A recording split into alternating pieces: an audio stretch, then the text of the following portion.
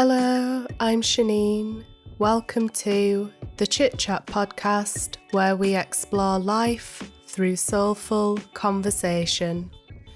I'm joined today by Pablo Meccano, and we're going to explore his experience of spirituality, healing, and being in the present moment. I hope that you enjoy this episode. Hello and welcome to this episode of the Chit Chat podcast. I'm joined today by Pablo Meccano, and we're going to talk about some of his experiences in life and what he's going through at the moment and what he's doing in terms of exploring his health and natural medicine and music and writing. So I'm really looking forward to having a conversation with Pablo because he's into a lot of stuff that I am. And also what I was really interested to find out, Pablo, is that you also play bass guitar, and I play bass guitar as well. So it'll be lovely to have a chat about everything that you're up to at the minute. So I'd like to start off by asking where your conscious journey of understanding life and who you are really began. Afternoon, Shanine. Hi. It's a pleasure speaking to you. Conscious understanding. That's an odd one for me, really, because I think to truly be conscious in our journeys, in a way, we need to be almost unconscious to it. You know, as children, we're free beings and aren't really conscious to that understanding. We just are. There are aspects of my life definitely that were natural. I was unconscious too, but they were the full expression of me in many ways. But yeah, I managed to shut that down quite readily as a youngster and as a teenager and young adult. And it took many years for me to really come to the understanding that there was a cloud there. It's societal mostly, I suppose, in the way I understood the world and how it worked and what I was here for. So yeah, it wasn't until my 40s that I really came alive again. At least as I see it now, alive. Yeah. What was it that inspired or impacted you to understand or experience that sense of aliveness that you had when you reached your 40s? What inspired me to find that? At the end of the day, for me, it was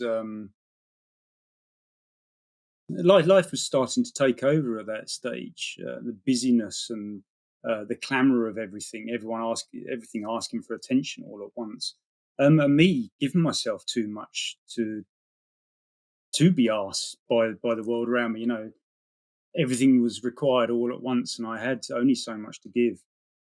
Found myself becoming depleted and not able to stand truly in myself in front of everything that was showing up. So really, it was a crumbling of persona, an understanding that this can't go on, um, and and there's that rising up inside where you throw all the shit to the walls and just say, "Well, that's it. I'm not doing this anymore." So yeah, it was a call in the grandest sense, I think, to come back to awareness of self. Yeah. It sounds like a point of recognizing that there has to be more to life than just giving yourself to everything and everyone else, and realizing that there's more to see and do within yourself, and then really kind of exploring and owning that. Um, Uh huh. it is wonderful when you get to that point of recognition, of seeing past. I love your description of it being like a cloud, because I can completely relate to that. The cloud of conditioning, I would say, where you think that there is just one set way that you have to live your life. And it's almost like being a robot. You just get programmed into, this is how I should be, this is how I should be living my life, this is how everybody expects me to be, and we just kind of go along with that programming. And then when you start to see that cloud of conditioning and like, oh, Uh-huh. actually, there's more going on beyond that. There's more to who I am beyond this programming and conditioning that I've been living for my entire life up until this point. That's when you can start to really explore that inner world of being who you are. And yeah, the crumbling of the persona, I can absolutely relate to that from my own experience as well. So I'd, Yeah. sorry, but go on. No, carry on, carry on. Oh, It's okay. beautiful to hear you. Oh, thank you. Um, so I would love to. I know it's kind of off topic a bit, but I am really interested to know how you got into playing bass guitar because it is one of my absolute favorite instruments. And I Mm. just love to kind of hear about like what you do with your bass and how you got into it.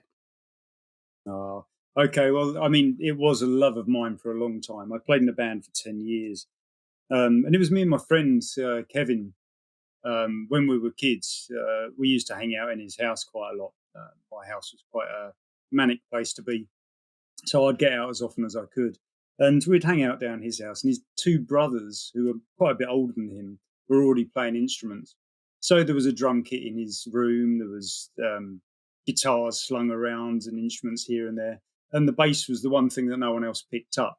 So Kevin would get on the drums and, I'll pick the bass up, Pablo, And so that's how I got into it. I picked it up. And it's odd because it's an instrument for me. I'm not a drummer. I'm not a guitarist. I'm not anything else but a bass player. I love the deep grooves. I love funk. I love every aspect of that bass, slew, and I just love every single bit of it. Um, Although, after 10 years of playing in a band, and we used to go all over the place, local clubs and pubs, and we managed to get ourselves down to London a couple of times as well. Um, Thoroughly enjoyed it, but it's hard work, as you probably know, isn't it? It's lugging all the gear around and turning up when you're meant to, which I'm not very good at, as you discovered today. um, but but yeah, 10 years of playing backwards and forwards, and I put the bass down. I wanted to be on the other side. It's forever entertaining other people, and I loved it to bits. But I was always watching other people dancing and freewheeling it on the other side of the stage. And so I put it down because I wanted to go out and dance a bit more. And we were playing all sorts of music, I suppose, everything from Jamiroquai to the Stones, Beatles. But I really have a love for drum and bass and house and many other aspects as well. So I went out there to really cut the grooves on the dance floor and let myself hang out a bit. Yeah. So Yeah. I gave it up for, Oh, for a long time. Mm. Are you still playing now? I do. Yeah. So over the years, I've played in different bands, but at the moment, kind of play freelance because it gives me the freedom to pick and choose what I want to do, which I feel like I really need in my life because I still want to play bass. But in a similar way to you with your life awakening, I had a bit of a musical awakening in the sense of I was giving a lot of my time, energy, and money to projects. And while I was having a great time, I wasn't really getting back from it what I felt like I needed for it to be fulfilling. So I Uh-huh. knew that I still wanted to play music and I still wanted to perform, but I wanted it to be on my terms. So I kind of operate in more of a freelance, um, on a freelance basis now, so I can do what I want to and don't have to feel like I'm committed to doing anything that I don't really want to do, which is lovely. So it's kind of the perfect balance for me. But it sounds like you had a great time playing, and I can completely relate to getting to that point of thinking, actually, I don't want to have to deal with the pressure of performing for other people. I want to just really enjoy the music and get into the grooves and being a participant in the experience without having to lead it. You can be more of a relaxed part of the music when you're just there to dance and enjoy it, and you're not responsible for creating it. So it's great that you've got to that point and that you still enjoy music. I know in some of the messages that we've been sending, you said that you were ready to go dancing when you attended a festival recently. So it sounds like movement and dancing is kind of a real part of your sense of feeling well and happy. Am I right about that? Oh, massive part, yeah. I mean, I picked the bass back up again 2 years ago. My friend, the drummer, called us back in and said, "It's my 50th birthday. Can you get your bass together and we're gonna do a set?" So it was beautiful to pick that back up and settle back into it. And it calls to me now, so it's come back into my life again. I think there's a dual aspect with this, in that when I put the bass down, I moved on to other things. And I did that a lot when I was younger, and I did that a lot into my adult life as well. Interestingly, I'm so busy with things and trying different new things all the time that I forgot to hang on to some of the things that I'd learned. So I was a transient being for a long time in my own life. There were so many aspects of my life that I loved, and yet I left behind.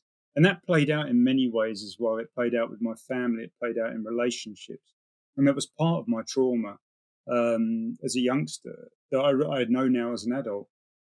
That I didn't feel like I deserved anything, and hanging on to those things is very important. I feel those elements of ourselves that we get to express and play with, and we learn so much through it about us and other people, that they're intrinsic in spirit experiences that are part of us and our heart. I let go of too many of them, and I've spent a long while now sort of picking up those pieces and regathering them. So playing bass now is a different thing to what it used to be back then. It's now part of my life experience rather than something I did and moved on from. That's wonderful. And oh my God, I absolutely love your approach to trauma recovery and it being an opportunity to reclaim the parts of yourself that you felt that you had to let go of, or the parts of yourself that you felt like you couldn't explore and develop, and really have the experience of being your full embodied self. It's so wonderful that you've been able to really have the time and space to look at that and reclaim the parts of yourself that you missed and love, and also explore new parts of yourself as well. I know in my experience of recovering from trauma, um, one of the things that I've really come to allow myself to do is to grow and to explore parts of myself that I never felt safe to in the past. And that's a really lovely experience, but also reclaim those parts of myself that I felt like I had to let go of, that I felt didn't suit the person that I was becoming, but were actually really important parts of myself, like, my inner child, the silly parts of myself, that I felt like as somebody who wanted to explore spirituality, I had to be this very serious, calm, can't talk about anything that isn't related to spirit. And I've come to realize over time that actually we can embody all parts of ourselves. There are so many parts of our expression, and we are genuinely free to explore and live out all of them. And it's lovely that you've captured that within your own experience as well. So I know from what you've told me, you also like to explore kind of natural health care and are experiencing some health challenges of your own. And I wondered if you could share more about that experience, and how you are taking care of yourself in life at the moment. Yeah, of course. It's funny because for all of my life, my body did what I asked in every aspect, in every way. I was such an able-bodied, fit person. I know I didn't look after myself well. Part of my trauma, I managed through smoking and drinking, taking drugs. It was like life and soul of the party rather than curled in a corner, which brings its own problems over time as well. So yeah, I've been well most of my life until is it now?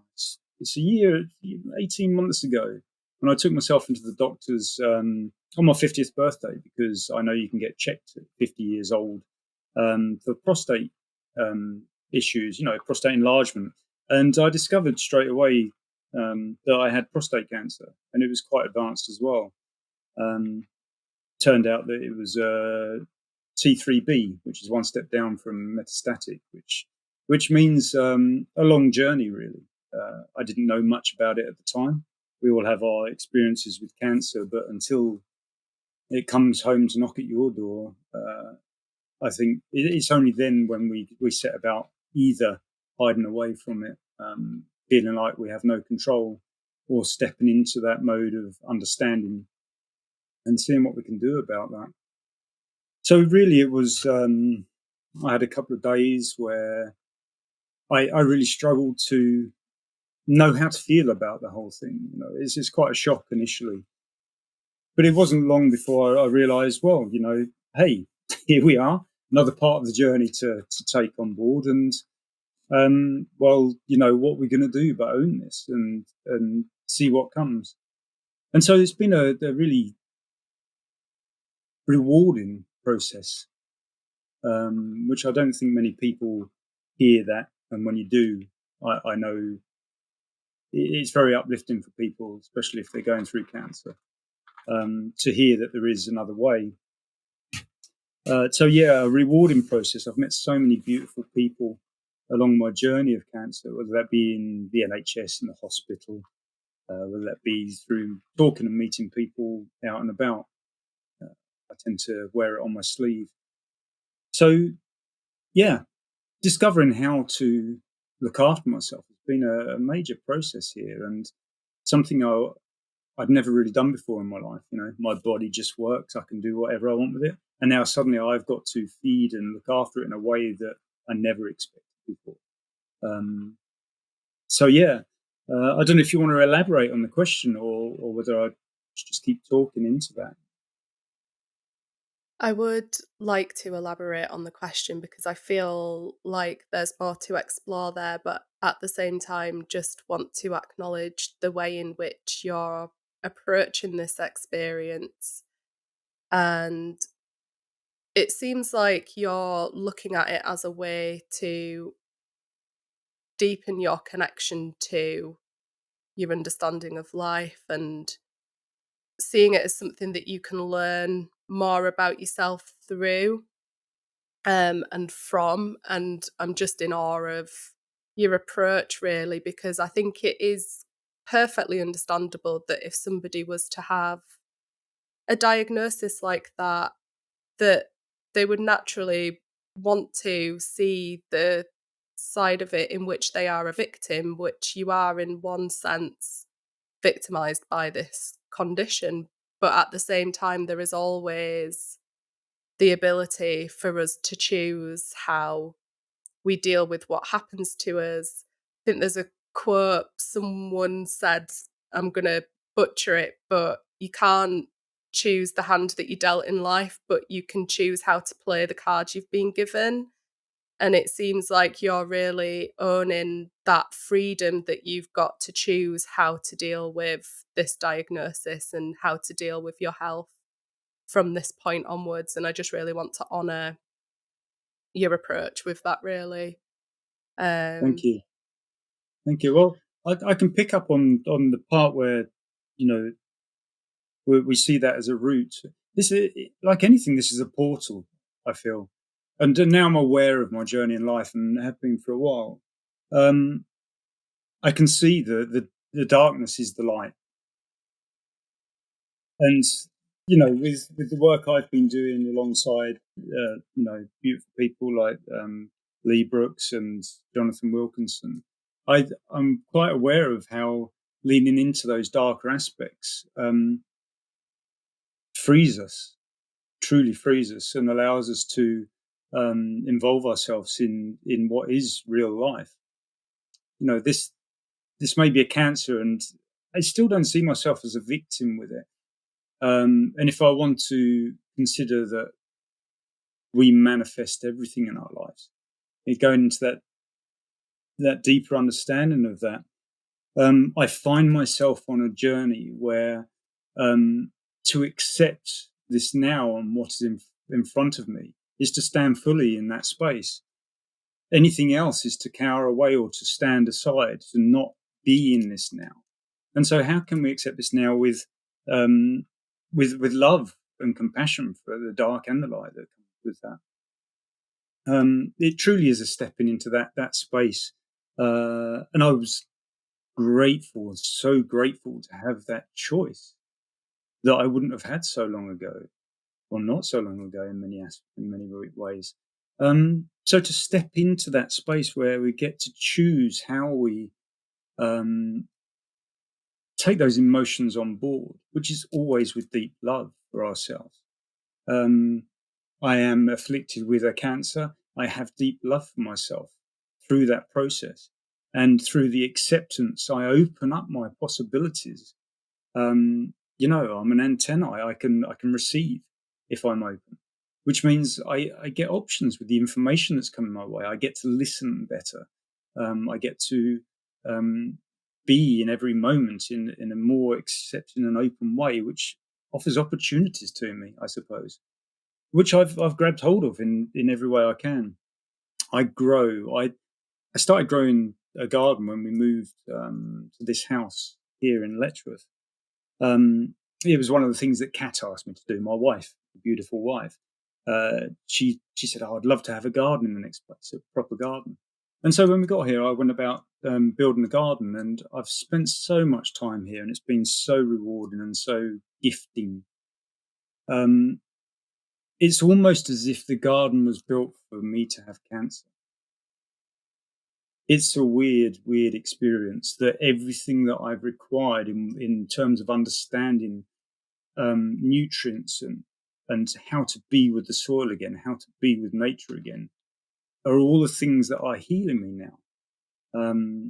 Kat even went through her own journey with this and was going through it when we moved here. So together we've got this much deeper understanding of what cancer means and how to hold ourselves while we're healing. So yeah, this it's an ongoing journey. Everything that that's been unfolding for me is for a reason, cancer included. My coming to terms with who I am, what I do, the things I love, the reasons that I have those options tumbling in front of me in life. All of it is just part of the journey, and the more I get on board with that journey, the more it gifts, I suppose. Yeah, Yeah. so an awful lot in there, but yeah. It's a beautiful way of seeing life, and I want to pick up on a few points that I felt were quite poignant and that stood out for me. And one of them was what you said about how everything you've needed just kind of showed up as you needed it. And I've found in my experience that to be true as well. And it is about leaning into the darkness. It is about leaning into the unknown and accepting when we don't know. Because I think when we open ourselves up to that inner Mm, space of pure darkness, we allow the light of understanding and knowing to come through. And that can guide us towards what we need in the moment to take that next step forward. So it's wonderful that you've had that experience and that you are trusting that process, because I think that is how we move ourselves from darkness to light, in embodying and being the darkness and allowing the light of our inner knowing to come through. Um, so I really just wanted to highlight that because I think that's a really powerful point to make and to understand. Um, and also just about how you are surrounding yourself with the things that you need to be well and healthy, and how life is also providing that for you at the same time.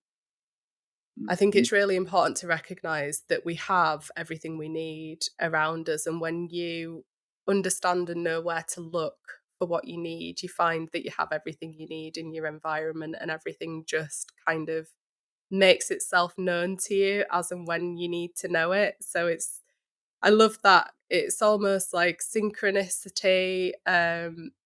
You can't always predict what's going to come up, but having that faith and trust that what you need will be there for you, it often does show up in your experience as you need it. So it's lovely that you and your wife have had that opportunity to develop the garden and nurture the garden and learn more about how you can support yourself with nutrition through health crises and health issues, because I think that's one of the things in society generally that we have lost our connection to, the healing potential of nature.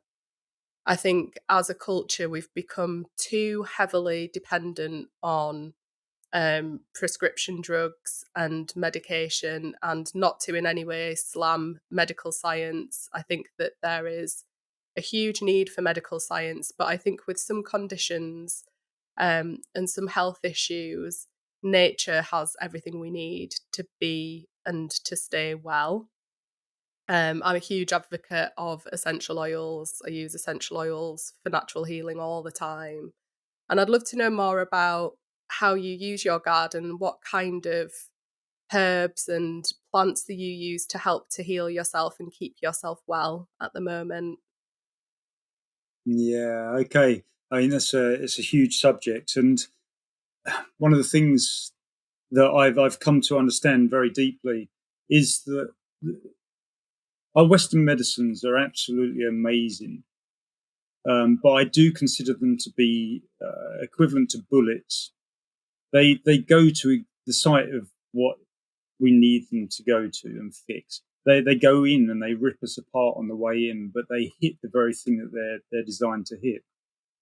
But that ripping apart of us is the major problem there. What they're doing is they're going in to fix a symptom, um, and they cause so much damage while they're doing that. It can be managed, and throughout my condition, I've been managing it. I've been through chemotherapy and radiotherapy and brachytherapy. I'm on hormone therapy right now, and will be for another couple of years. I used to have a beard, but I can't grow a beard back yet because I've lost hair here and here. Um, and I won't get that hair back for if I do for another couple of years. I lost my hair up top when I was younger, so I've got this. I just kind of accept now that these are just aspects of myself that come and go through life that seem to. But yeah, so I'm on so much medicine at the moment, or I have been, that I have to counter that. And the holistic nature, Mother Nature's way, is a great antidote to what are damaging Western medicine. And in fact, the reason we're getting ill in the first place is because we've strayed from nature's path. Um, so we're becoming ill through not understanding the medicines that are surrounding us, and have been since we've been on this earth. We were taught that weeds are weeds, and we take them out of gardens and we throw them away. I don't know many what we call weeds in this Western society that aren't potent medicines. And the more I've learned and understood exactly how to view a plant and how to see its potential, the more I see there are no weeds, there are no useless plants within our space around us. All I see is nature's pharmacy. Um, we're meant to imbue tiny amounts of many things on a regular basis, and this is how our body stays well and uses those potentials to keep us on track physically. Um, and so it's been lovely to turn back to the garden and discover exactly which herbs do what, exactly which plants give us what nutrients, how we can combine those to help us through different energy through our different energy needs, how we can combine them to keep ourselves going. Just simple things like nettle seeds, female nettle seeds, something that was brought over by the Romans to give their troops energy, are everywhere around us. And just by eating nettle seeds, we get to, fill ourselves with energy. I mean, what's better than that? So my morning milkshake or my morning smoothies have got fuller and fuller. And there was a point where I was taking, I think it was 100 and there was no 83 different ingredients in my morning breakfast, which I could list out, but I think that would take up the rest of the podcast to do so. Maybe you could Yeah. send me a message and I can with the ingredients, and I could share a little Oh, recipe in the show notes. you could do. I mean, at the end of the day, we all have to be so aware of what we're putting in our own body and our own needs and requirements, our own intolerances as well, because we do become intolerant and we're born with certain intolerances. Our genes are made up that way. So it's good to learn our own direction, you know, through whichever process we find ourselves there. Yeah. Absolutely. And it's an important point you raised there, I think, because the ingredients that you put in your smoothie were what you felt on you would help you specifically. I think there's something in, rather than looking to each other for information about what we need, really turning our attention inwards and asking ourselves what we need and trusting the intuition that comes through that guides us towards the ingredients and the food and the experiences that are really going to serve and support us holistically in that moment, because that will be unique for us and what we need. And I think that's what we've lost somewhat, is that capacity to turn inwards and really become our own inner teacher, our own inner guide and source of support, of knowing, actually, I know exactly what I need in this moment. I need a strawberry. I need some bananas. You know, I need whatever it is. It doesn't matter what it is, really. That's irrelevant. It's that trusting that your body and your mind can intuitively show you what you need in the moment. Absolutely. And then there's the other aspects, which, I'm always at awe at our human experience over the eons. Because, I mean, I dabble in psychedelics as well, and I have done over many years. Um, and it's an amazing world, and the people who guide in those worlds are amazing people, and the knowledge that's been handed down is just astonishing. When we talk about ayahuasca and some plant medicines, how they've been understood, used, and the information passed on over the eons. How I could go out into a garden by myself and trust that to take that is okay. When it comes to mushrooms and some deadly mushrooms, you just can't take that risk. And so information is uber important as well when we step into this space of natural healing. And what I find is someone can read a list out to me of things that possibly could help me. And listening, as you say, to ourselves and knowing ourselves well, we feel that lift when they come across something, or when I hear something that fits for me. What was that again? And Mm. I'll ask the question again, and they'll explain it again. And I'll be like, "Oh, that sounds interesting." And there's this innate knowing inside of us, and like you're right. Once we attune to that, we're able to guide ourselves in a way that is truly astonishing. We feel our way through life, and it's true with medicines as well. Yeah. Absolutely. And I'm really glad that you highlighted the point about information being important in knowing how and when to listen to intuition, because, yeah, obviously, there's a whole wealth of knowledge that has been accumulated over generations that we can use to ensure our survival and not eat deadly ass mushrooms and kill ourselves because they look good in the moment. So I totally, I'm really grateful to you for highlighting that as well. But yeah, I've seen so much information, especially recently, actually, I think, around exploring psychedelics as a healing tool, because historically they've been used in that way. And it's lovely to see science catching up with nature on that front, really. And rather than demonizing substances, natural substances, because they have the potential to create hallucinogenic effects, and just assuming that there are no positive benefits. It's nice that the scientific world and the medical world are actually exploring, well, what are the benefits of these substances and how can we use them to heal and support ourselves holistically. So it's great that you found that you can explore that and that you've had positive benefits with using psychedelics as well. Um, and I'm interested to understand more about your writing, because you mentioned that you are currently writing a sci-fi book. Have I remembered that right? Um, Yes, yeah, yeah. so is that kind of? I'll let you tell me what's that about? What What's kind that of? all about? Yeah, Yeah. what inspired that, and kind of what are you hoping to achieve with that?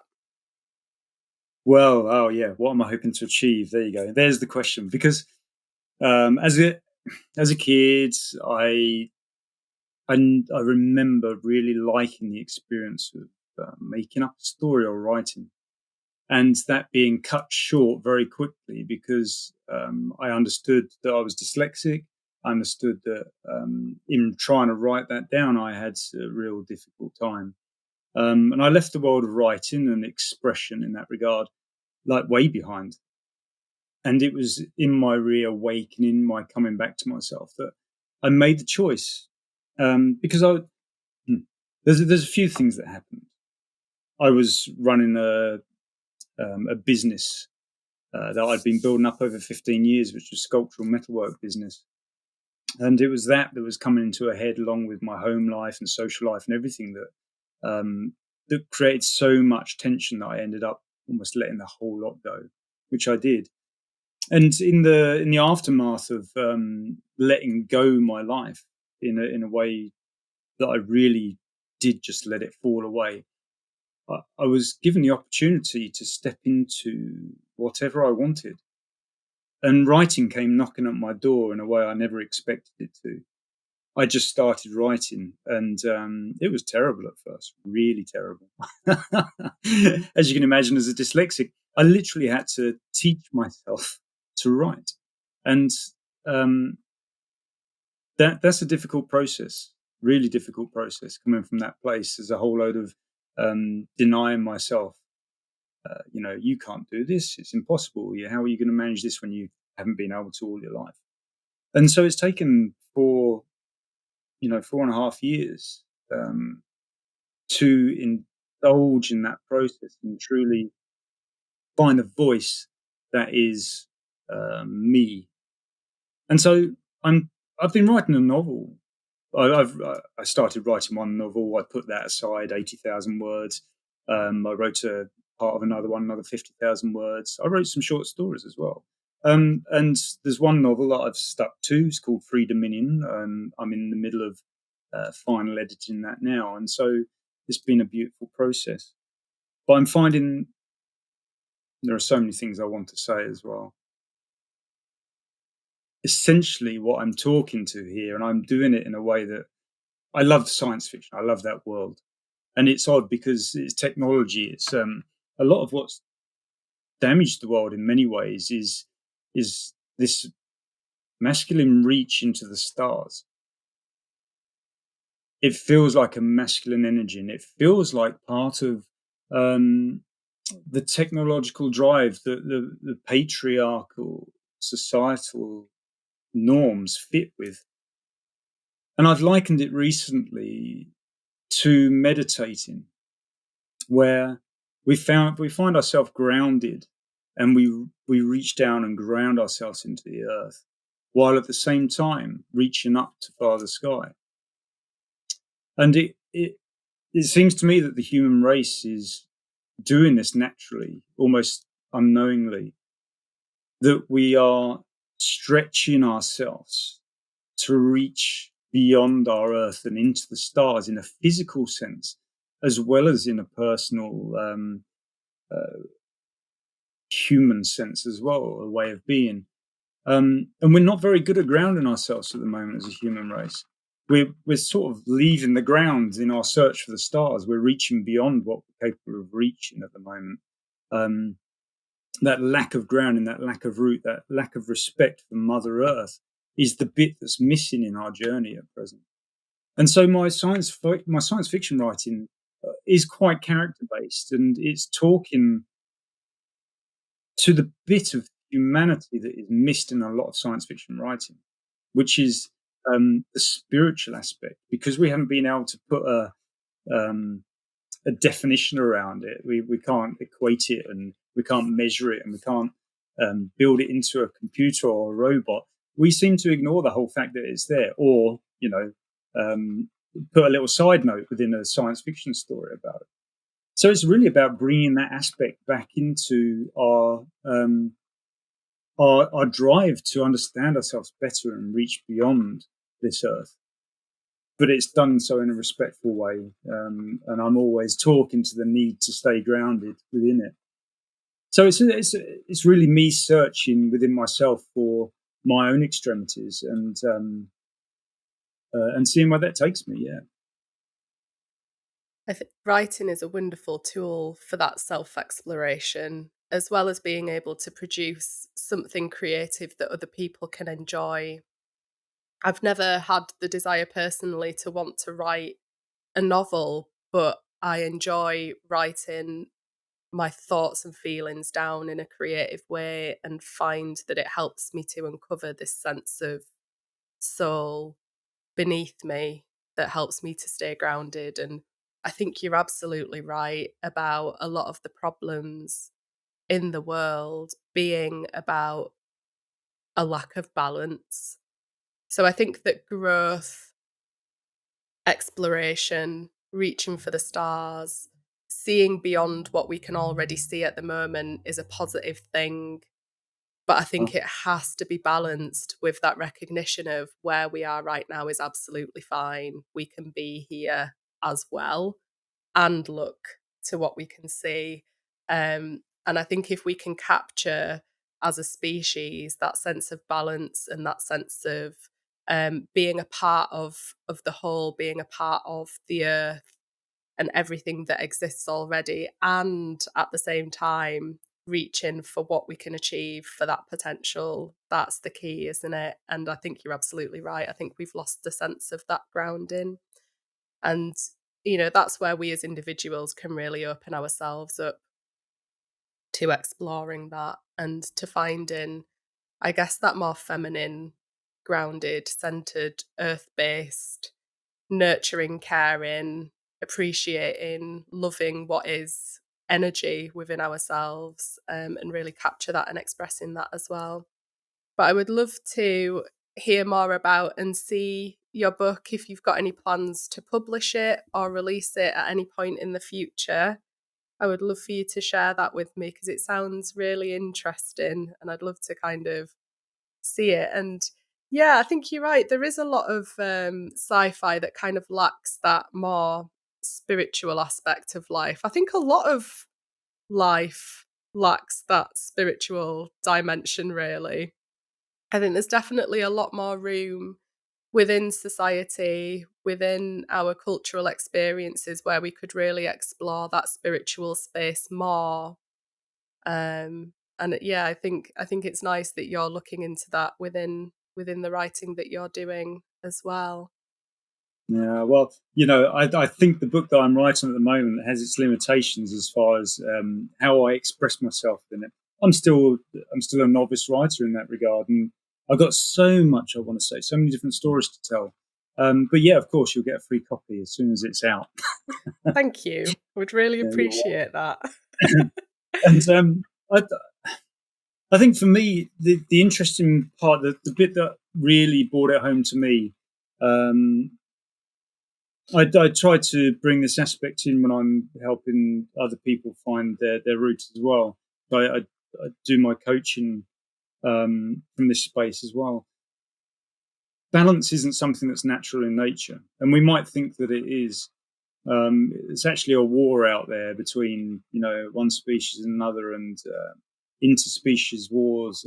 There's not a balance. There is what is perceived as a balance. It all exists and continues to exist next to each other, but I don't think it can be seen as pure light. There's a lot of dark out there as well, and I think I think it's been said that really there are two modes, and it's like as we draw a light wave or any wave on the paper, there's a peak and a trough, and there's a transition between the two. And it's very much like that within ourselves, whereas polar beings and polarity shows itself in the universe the same way. We transition from tyrant to crumbling king or queen very readily.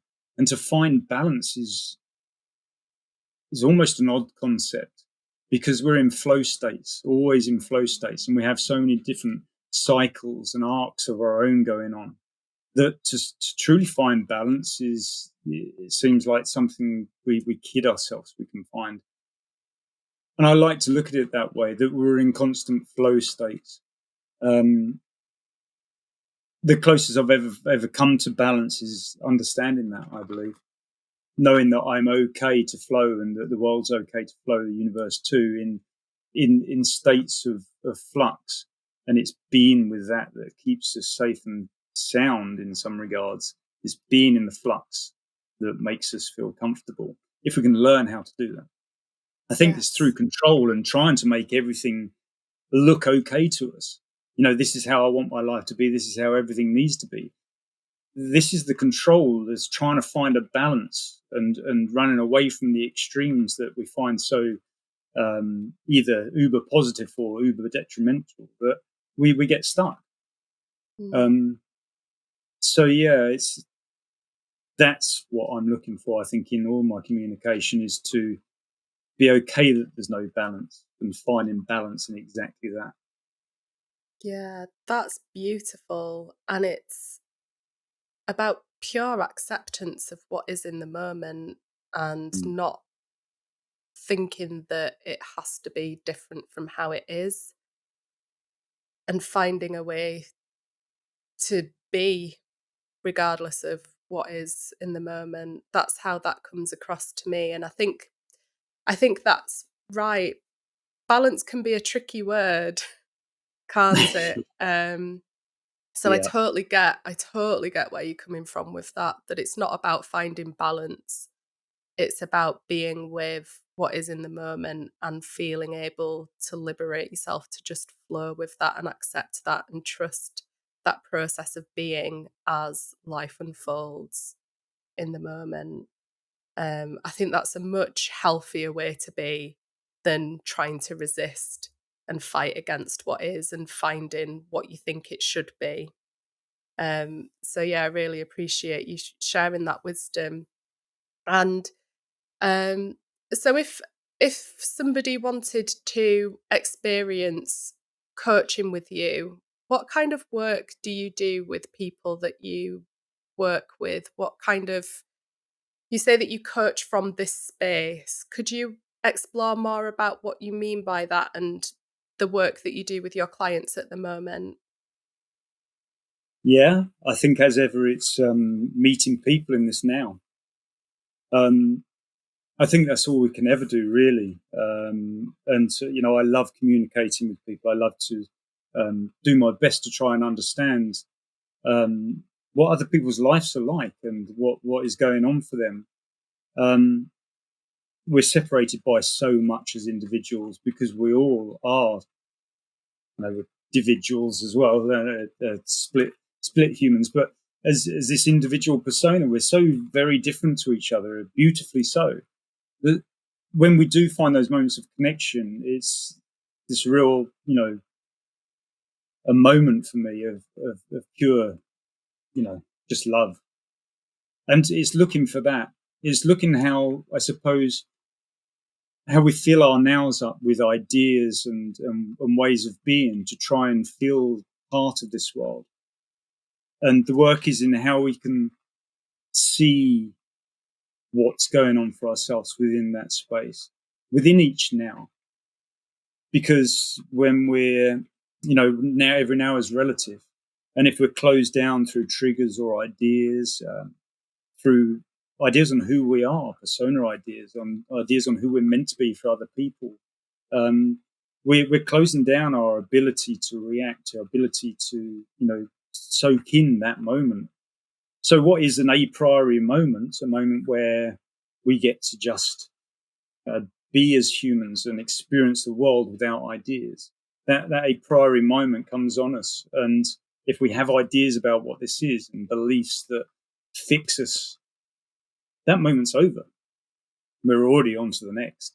And there's this whole gap of space where we get to experience, view from different angles with the experience we've had already in life.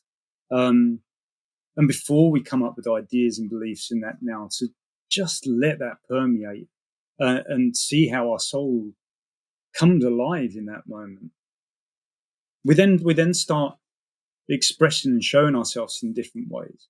And so it's always about coming back to the now, using whatever modes and ideas I have to communicate to someone, so that I might just lift that blinker of perceive our life, lift that blinker up for a moment so that they might see beyond it.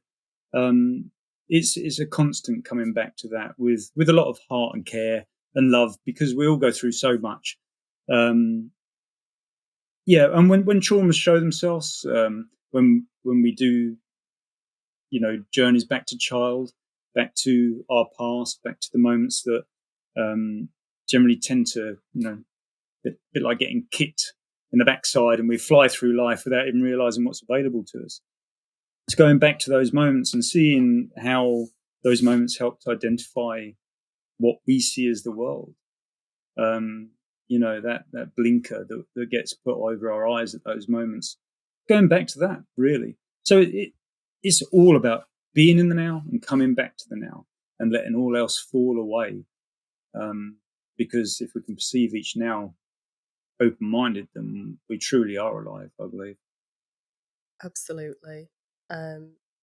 Completely agree with that and completely relate to that, and think that's a wonderful space to work with people from, because if you can allow somebody to just be with all of who they are in the moment, and you're just a source of presence with them, you're having a moment of connection with them, that opens them up to that inner state of intuition and knowing and understanding of their own experience and what they need to really come alive within themselves. So it sounds like a wonderful container that you offer to people.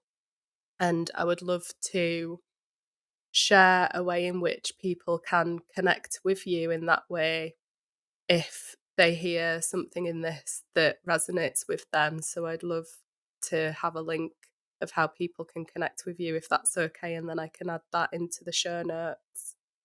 Of course, yeah, and I'll be happy to do that. It's be Thank lovely you. to share. I mean, any time I can offer to people to come back to this now is, that's where I'm at. I am as an individual now. I Yeah. think that's where I want to be with my friends, with myself, with my family, and everyone. So yeah, it's a big party. Yeah, it absolutely is. And when you see it, the illusions that we've often got caught up in throughout our lives just stop being as important to attach ourselves to and to chase and follow. It really is about being in the now. That is all there is.